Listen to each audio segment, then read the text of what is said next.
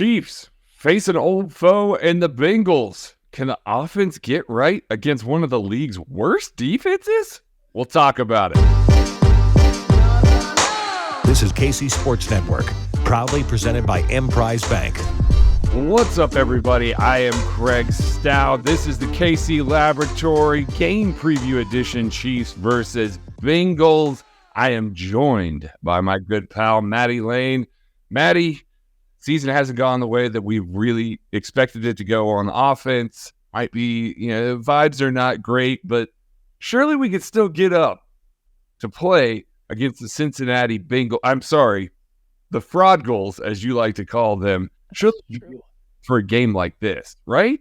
I mean, the Fraud Goals are on their way to Browning Head as you listen to this. And yeah, I mean, it's up to the Chiefs to defend their home field. It's up to the Chiefs to earn their way into the playoffs. I mean, look, the Chiefs win. Yeah, they're in the playoffs, right? They're good. We're locked in. They win. The Dolphins win. They're locked into the 3 seed. Maybe you get some rest. So, like, it's an important week for the Chiefs. You have your teams, essentially their biggest rival. Now, the Raiders and the Broncos beat them this year in the division. So yikes. Maybe the Fraud Bulls are no longer the biggest rival, as sad as that sounds. But like, you've been your biggest rival over the past couple seasons. They're coming to town. You're playing like crap. They are crap. Like, let's go ahead and solve this. I mean, let's go ahead and figure this out. If you're the Chiefs, this is the week to do it. And like, pretty good matchup, I think. Yeah. For the Chiefs offense, but we'll see. Yeah, let's start on that side of the ball there. I think that's the one that everybody's kind of targeting here.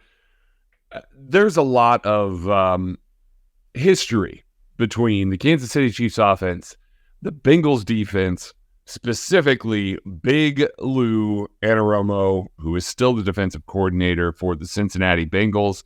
I think, at the beginning of this season, I know that when we did the game preview, way back in the offseason, the super look ahead stuff that we were doing, we talked about how this is going to be a big test for the Chiefs offense. Can they beat Big Lou? Can this be a thing where they can turn the corner and beat him in the regular season? Maddie, Big Lou does not look so big right now. This is a little bit of a problem with this defense. We'll break down some of the personnel, but I want to throw some numbers at you. They are currently 30th in the NFL in EPA per play given up on defense. They are 31st in the NFL in success rate. A lot of that is happening through the air. They are giving up 6.1 yards per play on defense. That is the worst in the NFL by a wide margin. That is worse than the Denver Broncos, the Washington Commanders, and the Los Angeles Chargers. Broncos have certainly gotten a little bit better on defense, but they had a stretch there where they were just like historically bad. The Cincinnati Bengals are worse than them in that metric right now. Mehdi, are you surprised to see the Cincinnati Bengals kind of limping into this game on the defensive side of the ball specifically? Yes and no, right? I think Big Lou for the entire Fraud Goals team has covered up a lot of their issues, and that includes Joe Burrow not playing great in the playoffs. That includes an offense that does get stale. That includes defensive personnel that outside of a few guys is just okay. It's just mid-level guys that he elevates. I think he's covered a lot, and I think similar-ish to how the Chiefs' offense has gone this year, I think they finally pushed the envelope far enough and kind of found the cliff where a single person can no longer elevate it. And so what you're seeing is a safety room that's been completely depleted of guys that are there, that made up for average cornerback play, that made up for linebackers who got to play with a certain level of aggressiveness because they had these safeties over the head. It allowed them to rotate. It allowed them to play any coverage they want from any pre-snap alignment. That's all gone. And now you're asking new guys that are coming in to come through and kind of like mess that. Like, it's kind of Mike Hilton. And then now he's trying to get a bunch of other guys. Jordan Battle's a rookie or a young guy safety from Alabama coming in. They bring in Nick Scott, who gets benched. Like, Dax Hill has finally stepped in and had to play a full-time role, and it hasn't gone great. They took such a big step back in the safety room that it's kind of made everybody else step back along the way. And I think the final nail in the coffin, because people remember some early season games. I think the Bills game everyone watched where Big Lou had the Bills reeling. They couldn't do anything.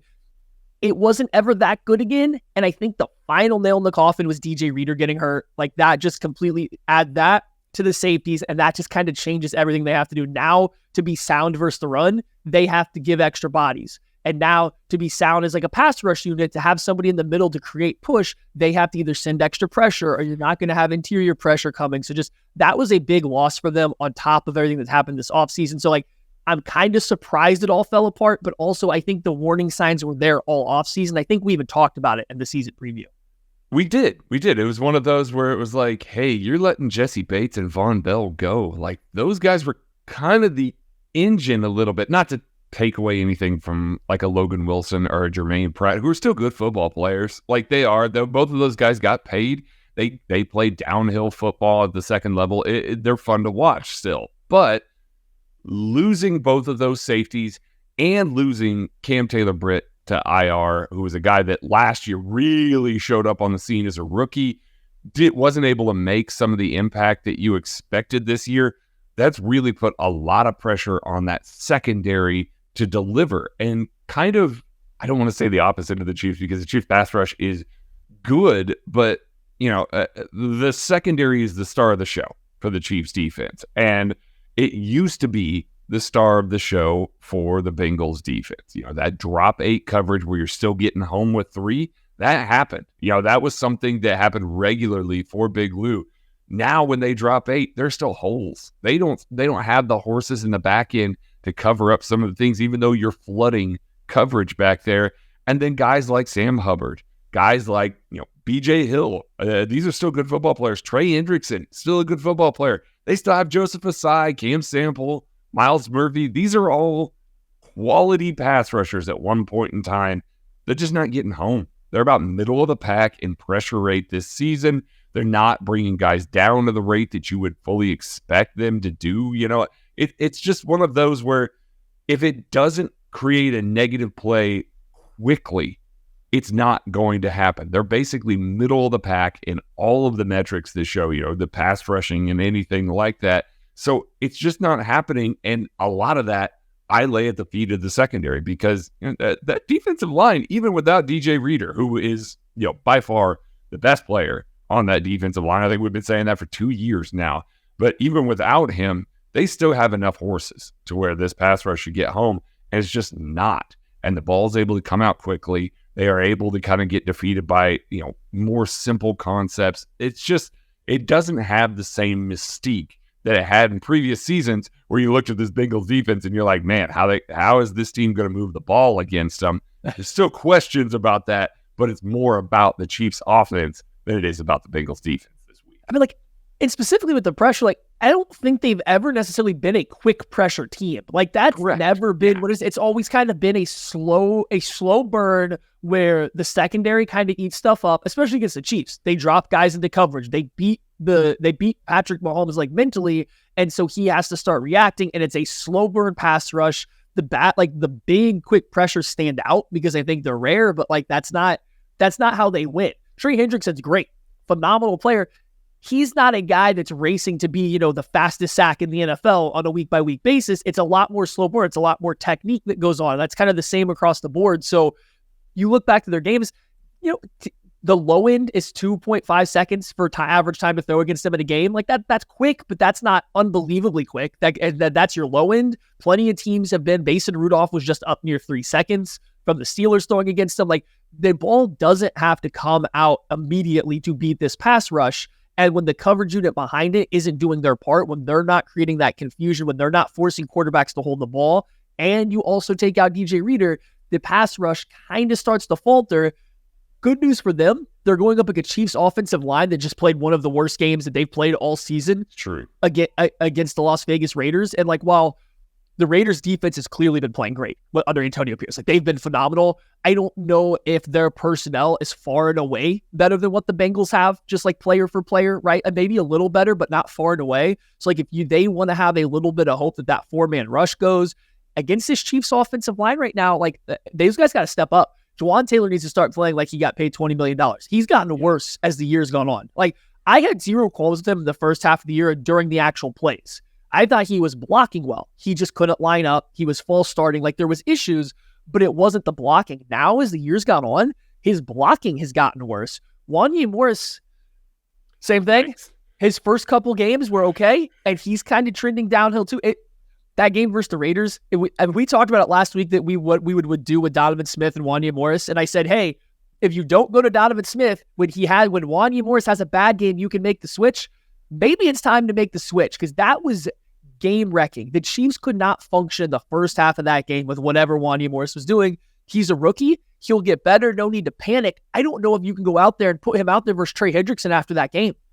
I don't know if you can. Donovan Smith hasn't been good at all this year, but he hasn't destroyed a game the way that Morris was, even against Kuntz. And we specifically used the Las Vegas Raiders and Malcolm Kuntz as a reason that Donovan Smith probably should be replaced.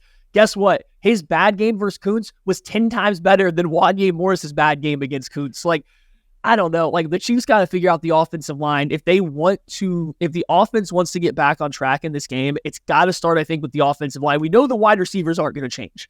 That is what it is. The offensive line can play better than what they just did, though, and they're going to have to, I think, if this offense wants to turn it around.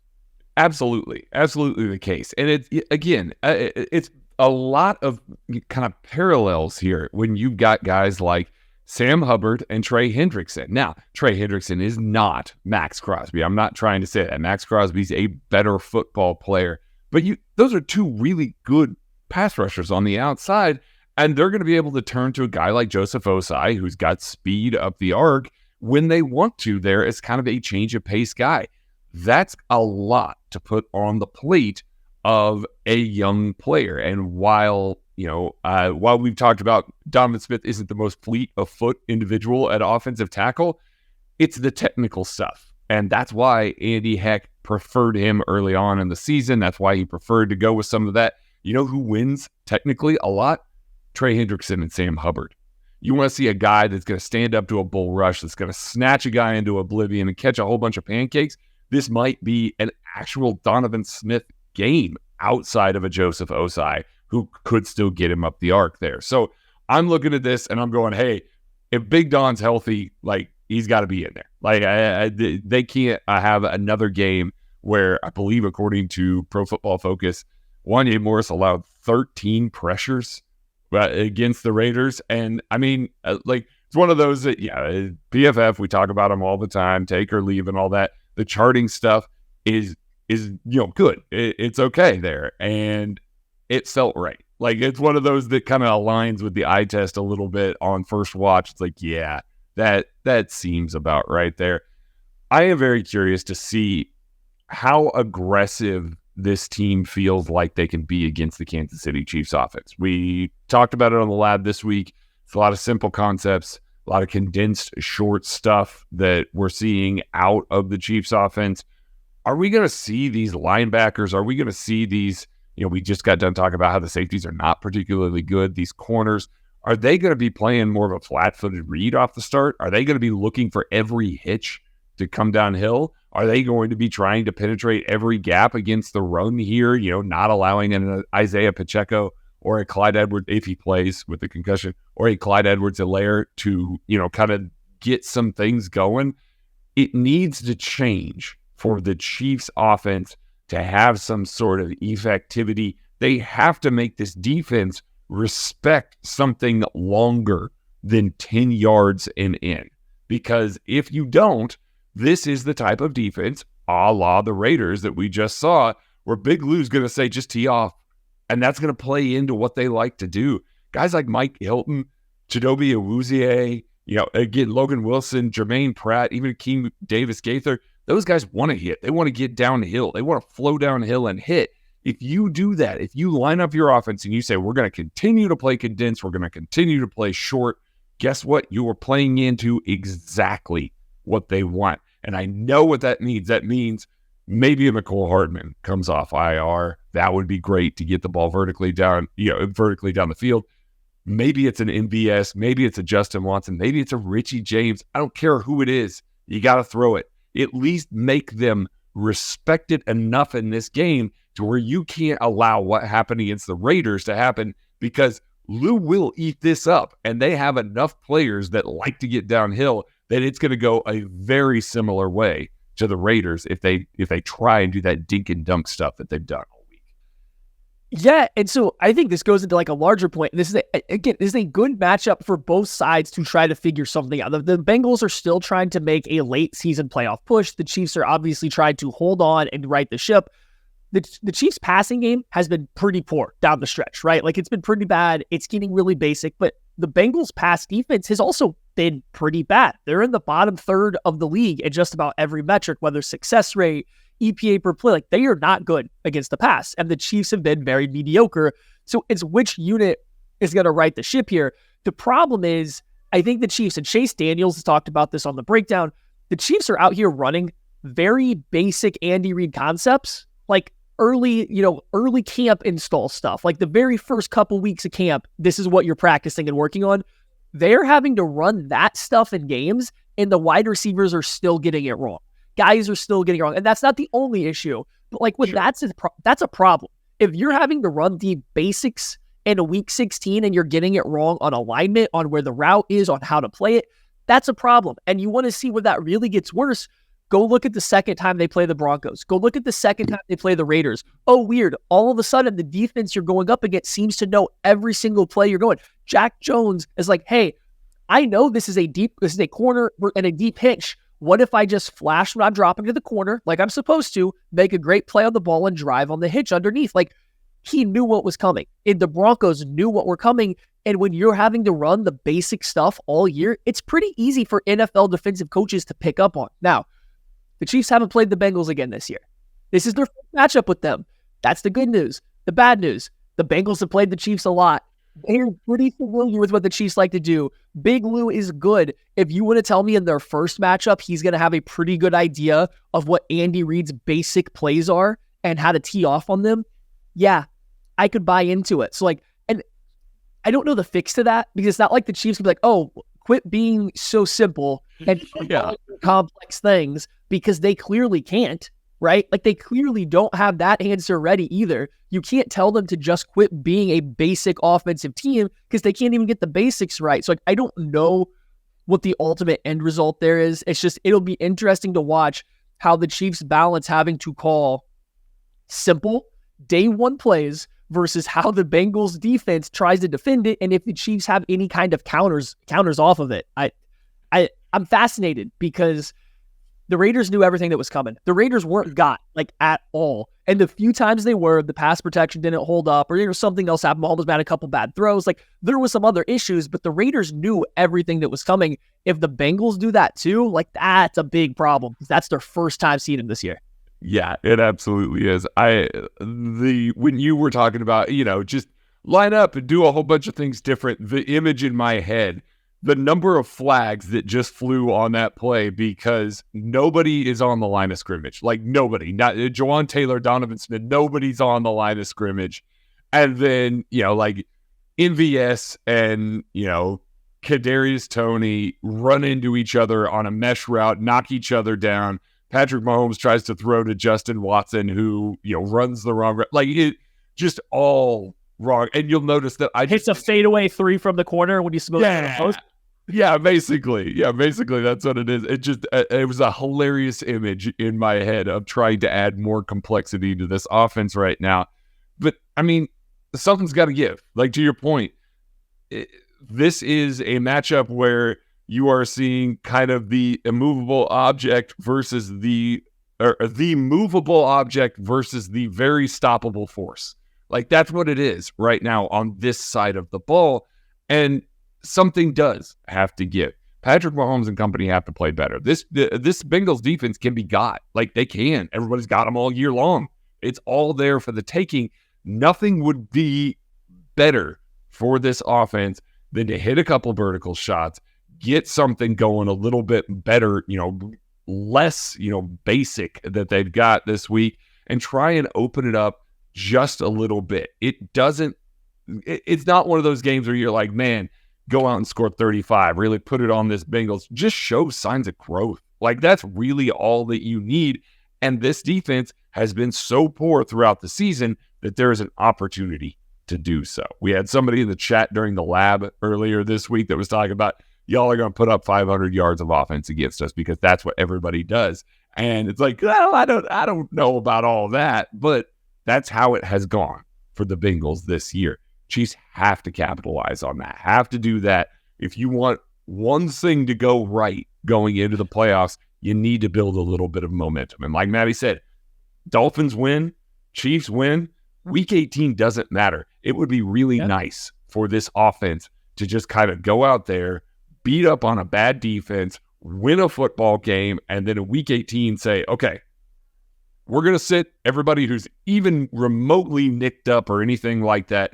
We're just going to sit these guys down. We're going to get some concepts right. Let's use this as a mini reset. They did that at the bye and tried to rework some of the offense a little bit. They need another one of those. And so this is the prime time to do it. Maddie, anything else on this side of the ball that you want to talk about before we move on? Yeah. So, okay, the run game, I'm going to briefly mention it because I don't think the Chiefs are going to try. And it's the one thing the Bengals still do okay defensively. It's like, I still think it matters. I don't think the Chiefs should completely ignore it. Like, we've seen some of their better offensive outputs have come when they have got to lean into the run games. Like, yes, try.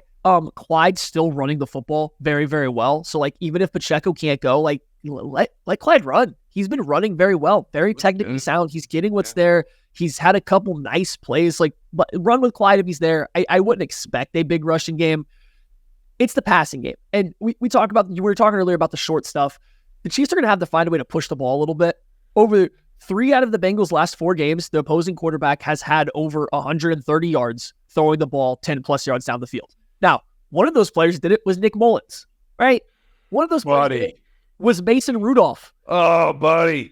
There's some bad offenses and bad quarterbacks that have had success throwing the ball. I don't want to say downfield. This isn't just deep. I'm just saying beyond 10 yards. Do you know how many yards the Chiefs had on passes that traveled over 10 yards, Craig? Oh, are you talking about last week against the Raiders? Yep. Raiders? Let's see. I'm going to say 11, and I'm just including the Rasheed Rice. Oh, no. Sorry, the Richie James dig was in there as well. Yeah. Tell me, but I think those might be the only 2 that were over 10 yards. They completed 3 passes that traveled 10 air yards or more. Gotcha. For 71 yards. That was it. 71 yards. That's brutal. That is absolutely, positively brutal. And if I'm not mistaken, Richie James had to be at least a 30-yard catch. Like, almost half of it had to come on one play. So, like, I guess I'll just 3. The Rasheed Rice one that I'm referring to was an 11-yard play. It was along the sidelines on a 3rd and 12. Right. Yeah, where it was 11 yards in the air, and he caught it and was immediately right there. I'm not mad at Rasheed about that or anything, but, yeah. Yeah. So, anyway, they weren't able to do it at all. The teams have had success against the Bengals pushing the ball downfield for a lot of the things that we talked about. Their safety room hasn't been great. Their cornerback room outside of Mike Hilton hasn't been particularly great. Everybody in that secondary is very gettable, even for the Chiefs wide receivers, but you're going to have to take some chances. And I know that's difficult because things go poorly. Things haven't been in sync. Guys like, not that the throw from Mahomes is good, but Justin Watson's fading away on a curl route, like not shielding the ball at all. Again, the throw wasn't great or anything, but like guys aren't doing stuff to make it easy, but you're going to have to let it rip. This is a game you're going to have to test it out. We need to get back to the Bills and Patriots, Patrick Mahomes that was playing with confidence and just kind of firing stuff off with not caring anymore. It was just, not that he doesn't care if bad things happen, just there was a confidence, there was the arrogance, there was well, it's not working if we don't do this, so I might as well play my way. Right. That was gone versus the Raiders, and credit to the Raiders pass rush for, I think, throwing them out of their rhythm to start the game. But like, we got to get back to that. And so if he's not going to do that again, if they're going to play the dink and dunk game, I think this Bengals defense stops. I think they absolutely stop them. They are still built to do that. But if you can push the ball and actually attack the secondary, then I think that's where you can have success. So like, look for the Chiefs, not even deep passes, just to attack the intermediate areas and try to get some form of chunk plays a little more often in this game. Yeah, they got to do something about that. Those 71 yards for Patrick Mahomes, some quick math here, that was 31% of his total yardage on those 3 throws. And I know that people are going to look at that and go, well, yeah, he threw the ball down the field. Of course, there's more yardage.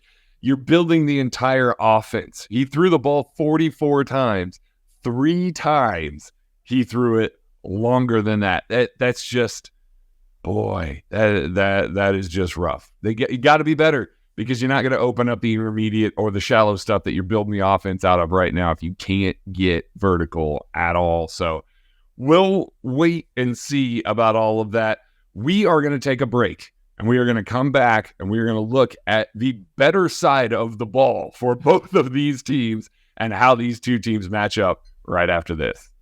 Thanks for listening to KC Sports Network. Make sure you download our new app. Find it on the App Store or Google Play. Just search KC Sports Network.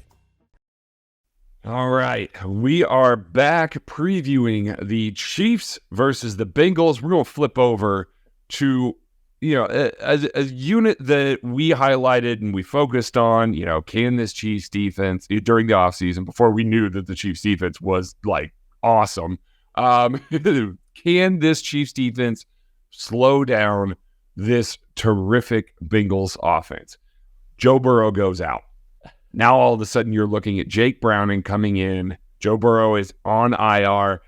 And Maddie, they haven't missed a beat. Like it seems like this offense looks the same concepts. They're still pushing the ball down the field to T. Higgins, to Jamar Chase. You see Tyler Boyd show up every once in a while. It's one of those things where you look at this offense and you say, I don't know that a whole lot has changed moving from Joe Burrow to Jake Browning, other than maybe the pocket presence element, which is Burrow's obviously best thing that he does. He is an elite pocket mover there. But this offense, I don't think took a giant step down when they went to Jake Browning this season.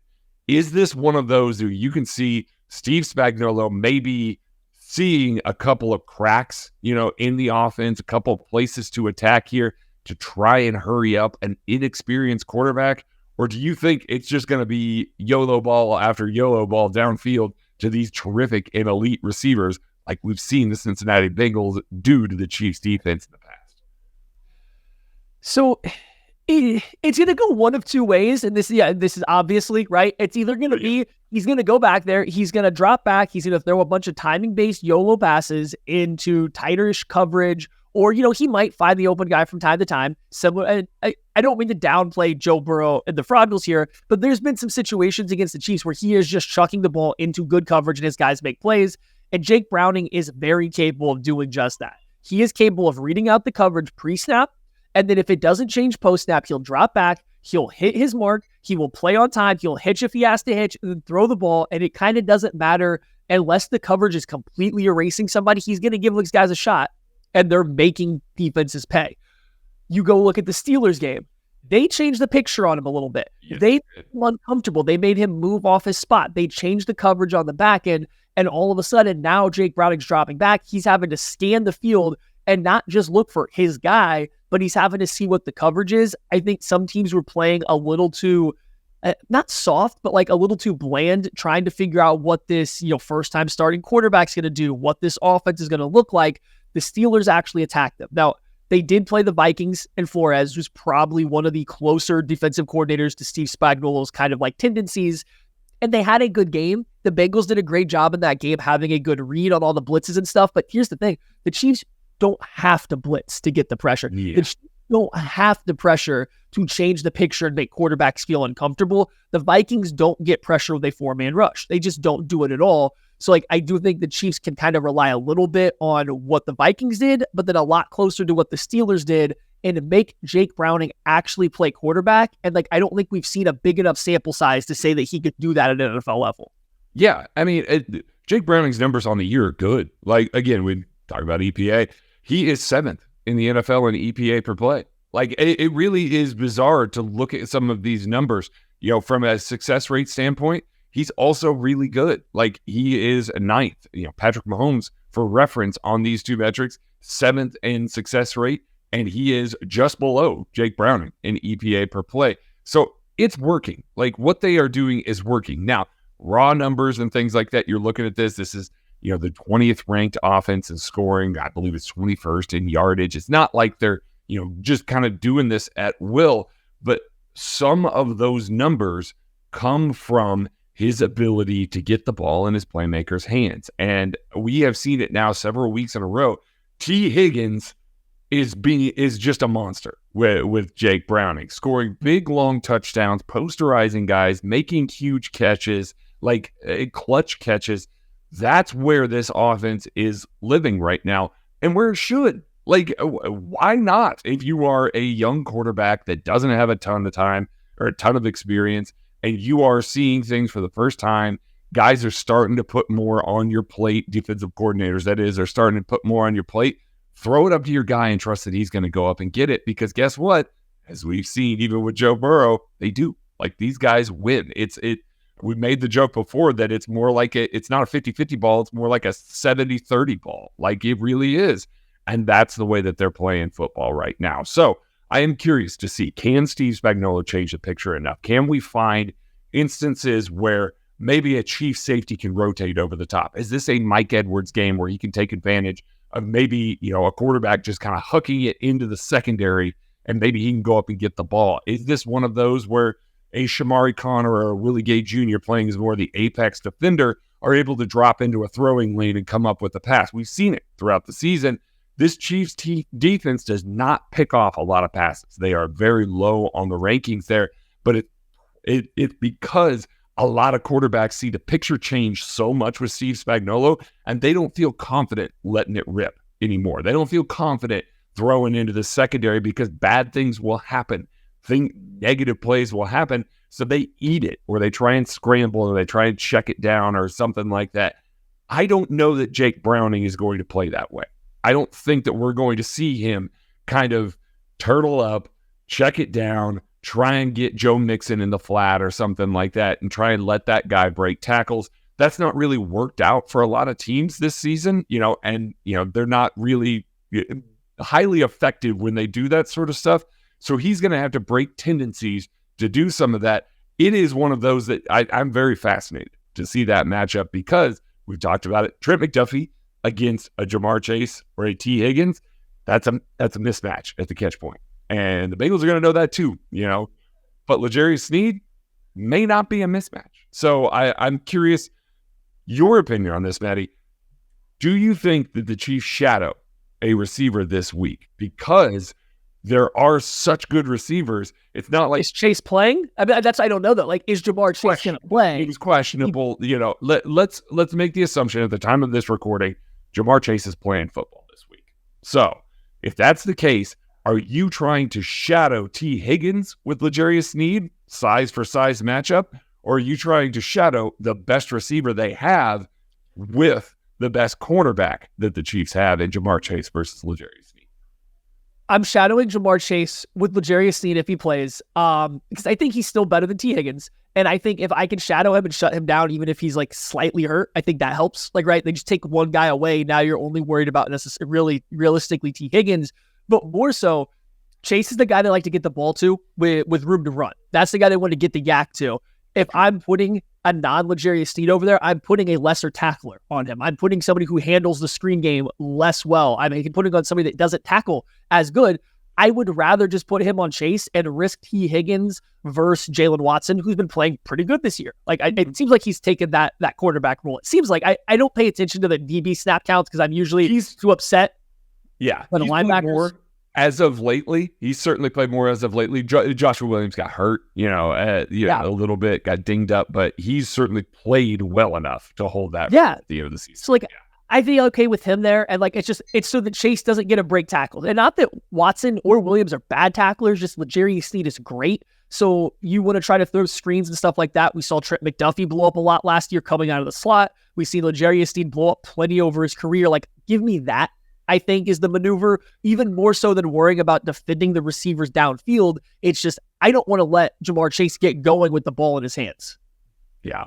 Yeah, and we have seen that time and time again. L'Jarius Sneed is a ruiner of screens in the backfield. We saw it this week, the pass behind the line of scrimmage down in the, I believe, high red. But, one of those, it seems like every week L'Jarius Sneed does that. So I don't disagree with that. Trying to figure out the best spot for Trent McDuffie this week. Maybe this is a heavy blitz week out of the slot for him. Maybe this is one of those where he can create the impact in the run game, which is one of the worst in the NFL, which is kind of like, you look at this offensive line, Orlando Brown Jr., Cordell Volson, Ted Karras, Alex Kappa, Jonah Williams, that group of guys should move bodies. Like, it should.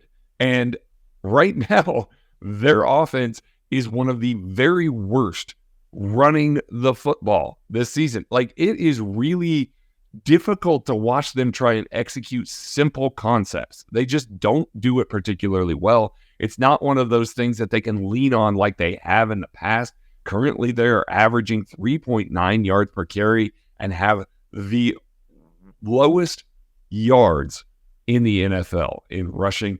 This is one of those that I look at a little bit from a Joe Mixon standpoint. You would think with a backup quarterback, you try and get some of those guys, try and put it into easy mode a little bit more for your offense. There's just not room to run. So this is one where you can't allow them to get established. Leo Chenal, Willie Gay Jr., Drew Tranquill, Nick Bolton, Derek Nottie, Mike Pennell, all these guys. I'm expecting another Pennell call-up this week, if you can't tell. They got to win on the inside because, you want to force Jake Browning into more of those YOLO balls, force him into more of those 2nd and 10, 3rd and 10 situations, and you get there by stopping the run on first down. This is an offense you can do that to. And so don't allow them to have the sort of success rate on early downs, as we've seen the Chiefs defense be really good when they can force teams into 11 personnel, force them into obvious passing situations. That's exactly where Spags wants to be, because that's where you get into his bag, get exotic on the back end, and not have to worry about, they hand the ball off, we don't have the numbers, we are not plus in the box there. So I'm curious there, leaning on that offensive line a little bit more, Maddie. This is not a particularly great pass protecting offensive line. No, they're not. I don't think they're that good at run blocking either. It feels like their run game is similar to like the early Mahomes area Chiefs with a Damian Williams in there. Like they do it a little bit more, but it feels like they're just holding on until they break a big one with Chase Brown or with Joe Mixon. It doesn't feel like there is a consistent chunk playing ahead of the sticks, trying to set themselves up for 3rd and short. They're running to hit the big one and to, just slow down the pass rush by not letting them go. So if you're the Chiefs, you can't let them establish it. The good news for the Chiefs, the Bengals absolutely hate going into heavy personnel. They despise it. So you're not going to have to handle dealing with the heavy personnel, the fullbacks, the extra tight ends that this team has struggled with in the run game.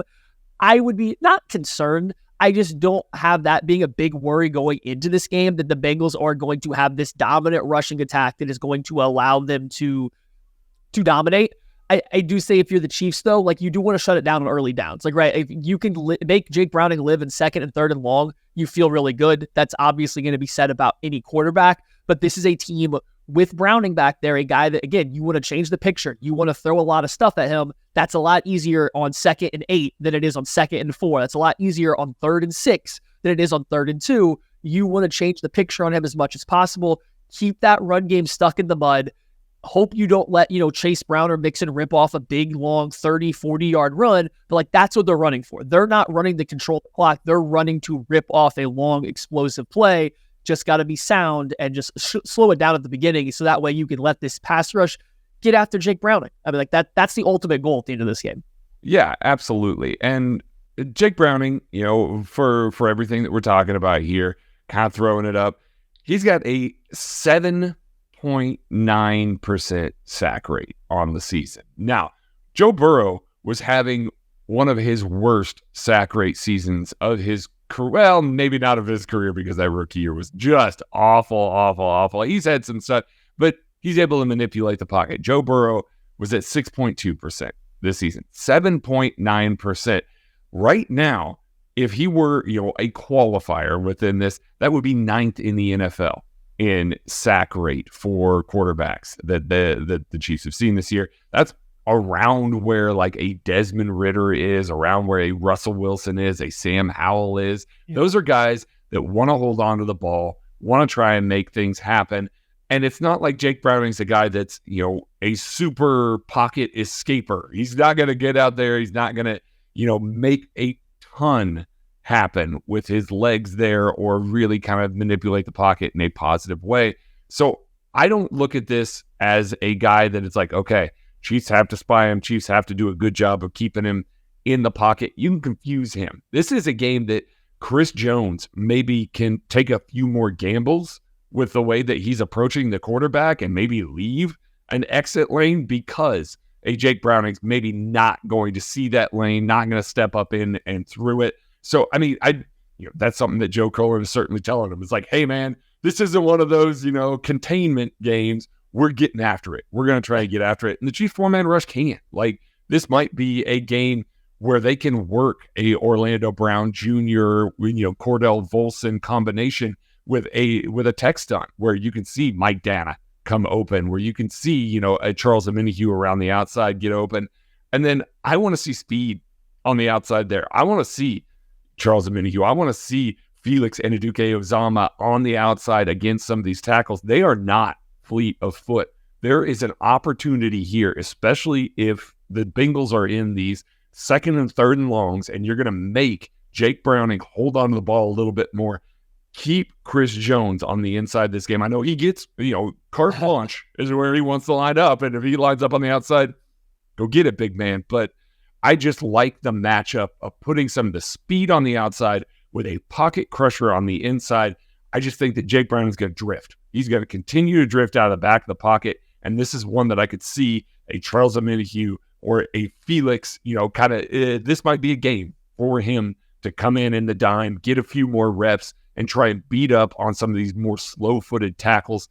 I think the 4-man rush can get going this week. I really do. I think that they can really affect this game. You just can't allow explosives when you don't get the pressure with the 4-man rush.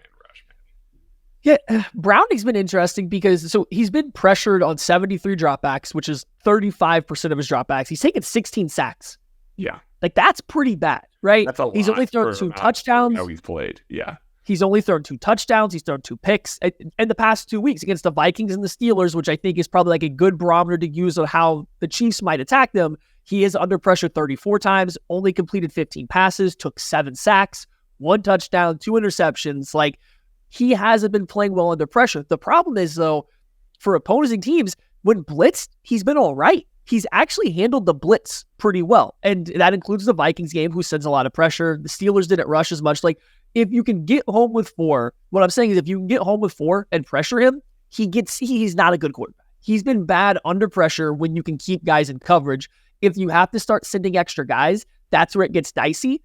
He's done a good job reading it out, getting the ball out quickly against the blitz. Now, I don't think that every team in the NFL, when they blitz, they are Steve Spagnuolo and the Chiefs. They work up some stuff with free rushers. They get matchups that they want. So, you're not always going to be able to get the ball out quickly. The amount of times that George Karlaftis has dropped into coverage and taken away the read that a quarterback wants is asinine. And I don't think Karlaftis is doing a great job. He's just dropping and just happens to be in the area that the quarterback wants to go to. And then here comes a free rusher. Against the Raiders, the Chiefs sent 2 DBs through the same gap on a blitz. And normally I'd be like, that's not smart. But then I watched it back. I'm like, well, the timing here, McDuffie's clearly stalling out. No, they tried to send 2 guys through the same gap. And it worked. So it's just, I do think the Chiefs will blitz him. I think they will try to pressure him. They will try to rattle him. But as the game goes on, if that 4-man rush can make waves, doesn't even have to be dominant, but if it can make waves, I think that makes Browning and this Bengals offense a lot more, not one-dimensional, but a lot more volatile. And then you can start to dial into the blitzes. You get more exotic once they're already on their heels. So I am intrigued to see what it looks like. The offensive line has been playing a little better for the Bengals as of late, but then the Steelers game happened, and it's just a matter of, was that going up against a Watt and a Highsmith and that D-line, or are teams kind of figuring out how to play them after they kind of got the jump on people when nobody assumed that Jake Browning was going to play just like Joe Burrow? Like, nobody thought that was going to be the case, and it was. So are teams figuring it out, or was it just an off week for them? We're about to find out, because looking at the personnel, the Chiefs defensive line should have fun. They should have a lot of fun in this matchup. Right? They should be great. And the blitz should be able to get home. It's just a matter of how do the Bengals try to counter it. I did see this was interesting, and the Bengals don't play heavy personnel at all, right? They are the 27th in terms of playing 12 personnel, at the rate that they play it. They don't play it very frequently. They play, though, a lot of 11 personnel. They play a lot of 2 personnel, 1 personnel, 10 personnel. They're in the top 5 in the NFL of all of these. They like to go empty. They like to spread it out. They like to give you some weird stuff. It'll be interesting to see how the Chiefs handle it, because I don't think they've seen that much this year. This year, teams have gone heavy. They haven't gone with super light personnel, no running backs, no time. They haven't done as funky stuff as the Bengals have done for the majority of the season. Yeah, very infrequent from my charting that I have seen teams line up in 0-1, 0-2, that sort of personnel. And this year, kind of for the first time, we are seeing a lot less of the 11 personnel, like we've been talking about. We've been kind of beating that drum for weeks now. Teams want to go heavy and throw against these linebackers, and it's one of the few areas that they try and hit an easy button against the Chiefs defense. It works for a little while. Steve Spagnuolo makes an adjustment, and then the offense just kind of peters out for the rest of the game because they built the ship out of the wrong thing. I think the Bengals, because they are not a team they're not going to all of a sudden come out and say, okay, Tanner Hudson, Drew Sample, Mitchell Wilcox, and Irv Smith Jr. are going to play a ton of snaps. That's just not happening. They're not lining up and doing that with this team. So it's going to be a lot more 11. We are going to see maybe a lot more. I'm really hoping that Mike Edwards is 100%. I know he came back into that game. We'll see how the week goes along there. I would not be surprised if we see a lot of 3 safety looks out of the Chiefs defense to counter some of these things, and maybe some more exotic, cloud coverages and things like that on the back end to try and keep a big lid on top of this with those safety looks. I think we're going to see a lot of DBs. I think we're going to see a lot of that this week because, like Maddie said, I think they feel good about what they can do with the 3-man and the 4-man rush up front there, the amount that they can affect that. Then we're going to see, singular linebackers, maybe Willie Gay Jr. or Leo Chanel kind of in some of those dime looks as a pass rusher as well. Those are opportunities. They flexed those looks throughout the season here. That's not something that's going to be foreign. It's not like Steve Spagnuolo is going to come out all of a sudden and be like, hey, this is the first time we've ever done this. Let's hope it works out. He's been working this stuff all season long, taking every opportunity he can to kind of get some of those extra looks. This is a perfect opportunity now to just be like, hey, you know what we've been working on all year? We're going to build the ship out of it this week. So I'm very curious to see how he counters some of those. I call them funkier. They're just less used kind of personnel groupings. Right. The Bengals, do a lot more out of. Yeah.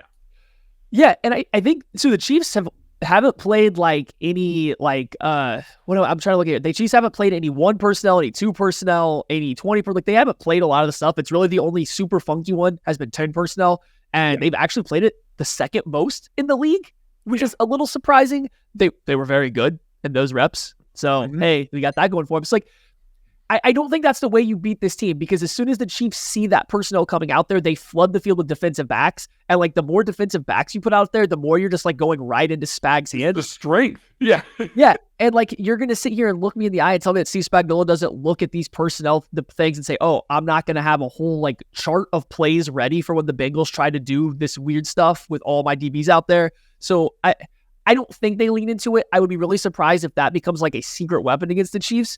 Now, what the Bengals have done in the past, they've lined up, they've gone a little heavier against the Chiefs. They've put a tight end in the backfield and that sniffer rule right up on the line of scrimmage and just played protection, and then let Higgins and Chase go downfield and go make a play. That worked 2 years ago. Last year, the Chiefs had some answers. They played better. The way Snead, McDuffie, Watson are playing, I don't know if that'll work, but that might be the formation or personnel break tendency thing that they try again in this game.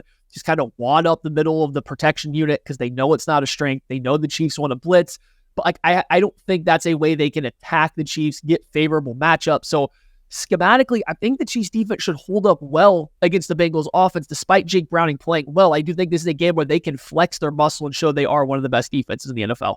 Yeah, and it might be what's needed to try and make this work. We are going to go now to Players to Watch, brought to you by Tickets for Less. Use promo code KCSN at Tickets for Less to get the absolute best deal that you can find out there. We got lots of important tickets that are coming up here. Chiefs win this one. I got a playoff game on the horizon. You need to be using Tickets for Less to get your playoff tickets, because it's not going to cost you a whole arm and a leg if you go through Tickets for Less and use promo code KCSN again to get the cheapest tickets out there. All right, players to watch, Maddie. I'm gonna let you start. Ooh, okay. I'm doing it. I'm invoking my 1 yearly Patrick LaVon Mahomes 1 year. Not even here to defend it. He's not even here to give you crap about it. Oh, what good, because he's picked him like 5 times this year. I know. The him is Ken. He picks him every other week.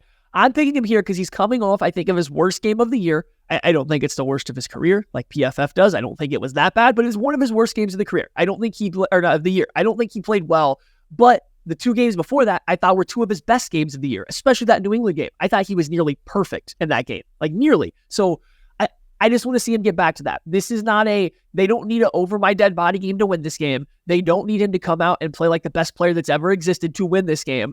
But boy, would it sure be nice to see him come out and play that way again. Would it be nice to see him come out there with the swagger, with the arrogance that he plays with at times when he's feeling it, and not the timid version that's just getting frustrated because guys can't do it right. I understand in his position, it's very difficult to not be frustrated with what's going on around him. I am not blaming him, but I think he just needs to go out there and play his brand of football, quit trying to let it come to him. This is one of the times where he needs to start taking it. He needs to go out there and take it. And I know that's anti-Andy. That's not what Andy wants.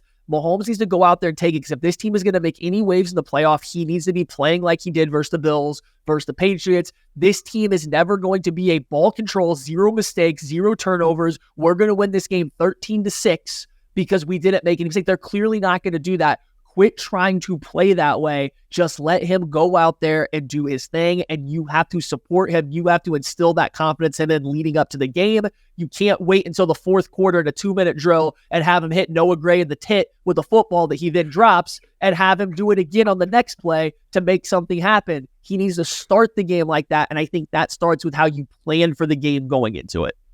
See, earlier on in the week, we did a lab segment where we needed a shirt that said "open face compliment sandwich." Now we got to hit him in the tit. Boy, we're just coming up with all sorts of great shirt ideas here. So yeah. By the way, go to Sandlot Goods, buy merch. It donates, helps the KCSM Foundation. Anyway, my player to watch is going to be Jalen Watson. We talked about him a little bit when we were talking about the defense. He is having a really good last couple of games, and I think that we saw last year Jalen Watson come on really strong at the end of the season and hold down some of those reps when they got into the playoffs, played pretty well. I think we're seeing that resurgence again. I lined up a lot against, Jacoby Myers against the Raiders last week and played him really well, like really did a good job as a ball denial player. Now he's going to have to go up against a guy that's an even better player at the catch point in A.T. Higgins. If he has to line up against him regularly, he's got to play a really good game, because this Chiefs defense has done an excellent job of preventing explosive plays, Raiders games notwithstanding for some reason. So, they've got to keep that down. Chiefs defense does not turn the ball over a ton. They do not have a whole bunch of, big negative plays that they create here. They're just very sound, and they get off the field really well right now. They got to do that. They can't allow a T. Higgins bomb like we've seen over the past couple of weeks to keep the Cincinnati Bengals in this game, to give them that sort of confidence. He's got to make sure he leverages the boundary really well, get T. Higgins, play physical with him down the sideline, try and make it very difficult for him to come up with the acrobatic circus catches that he's been coming up with. He's a very good football player. If Jalen Watson gets got by one of those every once in a while, it's fine. Like, I'm not throwing up my hands and being angry at it. Just make sure that you're not the reason why the Cincinnati Bengals are in this game, like we have seen at times this season. They've been able to do it. That was Players to Watch. Buy tickets for less. Again, promo code KCSN to get your tickets. Let's get on with the game previews, Maddie, and we'll close this out. Who you got this week? I don't know. I predicted Chiefs to stomp the Raiders because I thought it would matter, and it didn't, and they lost the game. Like, anytime I feel like I have it's not like they destroyed the pick. I don't know. Anytime I feel like I have a good read on what's going to happen, it doesn't. I don't know what to do with this team. I have really struggled to reset mentally with what this team is. On paper, I think Steve Spagnuolo could do enough defensively to make Jake Browning, a young quarterback without a lot of experience, be completely flabbergasted. I think that they can do enough to take away the receiving weapons. I think it's a really good defensive matchup, so they should stop them. offensively, the Bengals can't stop anyone. The Chiefs' offense also likes to play poorly and give the ball away and make mistakes. I don't know how to process what this team is going to do in this situation. In years past, we'd said, hey, good offensive matchup, they're going to put up points. Defensive matchup, hit or miss. Maybe they do, like, you had a good read. I don't have a good read. I'm going to say the Chiefs win this one 27-17, which seems like a big gap, but like that's a lot of points. I don't know. I don't know, Craig. I just don't know. I'm going to keep predicting the Chiefs to score points. I'm going to will it into existence. We get the Patrick Mahomes game. He wills them to 27 points for some bad defense, and they win. And the Dolphins beat the Ravens, and they can clinch, and everybody can rest in Week 18, and we can all be happy. I mean, there is no greater motivator than getting a week off. Like, there is no greater motivator than that. Go out and win the damn thing. Close it out. Get into your bag a little bit more. I know that, Andy Reid called a couple of trick plays, a couple of fun things that didn't necessarily work out. I'm fine with them. Get them out there. Try and put something on tape that's not just 4 hitches over and over and over again. Do something that the team is going to have fun with, that they're going to enjoy, that they're going to show up and want to execute in a big way. There's just frustration on the sideline. There's things that just aren't going right. This is an opportunity on offense to take advantage of a bad defense that has had your number for several years now. This is an opportunity to show up and say, hey, Lou, we know that you've gotten us before, but it ain't happening. We're not allowing this to get out of hand. We are going to put this away, and we are going to do what we need to do. I expect a vintage Patrick Mahomes game. I don't expect what we saw against the Raiders last week. I know that he's frustrated, tired, hurt, whatever the case may be. It shows. It absolutely does. Get yourself to a mini bye week or an actual bye week in the case of, if the Dolphins win here. Try and make life easier on yourself. I think the offense is going to come out. They're going to score a little bit because I still don't trust this offense to go out and score more than 21 points. But I do think that this Chiefs defense is going to do enough. I think there's going to be a couple of drives that we're going to look at as they are every single week. And we're going to say, oh, man, the defense could have been better on those 2 drives. Those 2 drives are not going to be enough to keep the Bengals in this one. I got the Chiefs winning this one 21-10. Please, offense, score points for yourself and not the other team this week. That is going to do it for this week's edition of the KC Laboratory, the game preview. Chiefs against the Broncos. Thank you so much for listening. We will be back with a post-game show after, hopefully, the Chiefs wrap up the division, wrap up a playoff spot, and maybe wrap up a Week 18 bye for themselves here for their starters. I'm Craig Stout from Natty Lane. Be kind to each other. We'll catch you later. Hit him in the tit and catch it.